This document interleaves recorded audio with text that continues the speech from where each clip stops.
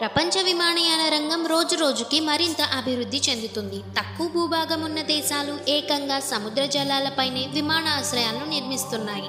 ప్రపంచంలో తొలిసారి తేలియాడే ఎయిర్పోర్ట్ను నిర్మించింది జపాన్.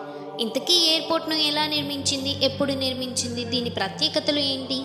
తేలియాడే ఎయిర్పోర్ట్ను జపాన్ ప్రభుత్వం 1994లో నిర్మించింది.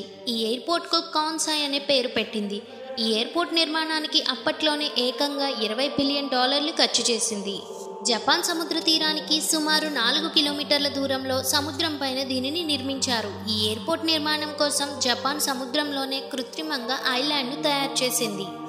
1987లో ఈ ఎయిర్పోర్ట్ పనులు మొదలు కాగా 1994లోని అందుబాటులోకి వచ్చింది. ఈ విమానాశ్రయం ద్వారా ప్రతి ఏటా 25 మిలియన్ల మంది ప్రయాణికులు రాకపోకలు కొనసాగిస్తున్నారు.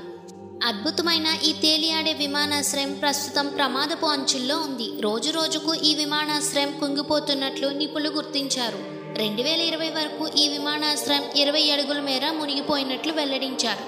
వాస్తవానికి ఈ విమానాశ్రయం నిర్మించే సమయంలోనే కొంతమేర ముప్పు ఉంటుందని నిపుణులు అంచనా వేశారు. అయితే వారు అనుకున్న దానికన్నా 25% ఎక్కువగానే ఇది మునిగిపోతుంది. అయితే 2050 నాటికి ఈ విమానాశ్రయం పూర్తిగా నీట మునిగే అవకాశం ఉన్నట్లు అంచనా వేస్తున్నారు. మరోవైపు ఈ విమానాశ్రయాన్ని ముప్పు నుండి కాపాడేందుకు అధికారులు తగిన చర్యలు చేపడుతున్నారు. ఇది ఎంతవరకు సక్సెస్ అవుతుందనే విషయంపైన ఎవరికీ క్లారిటీ లేదు.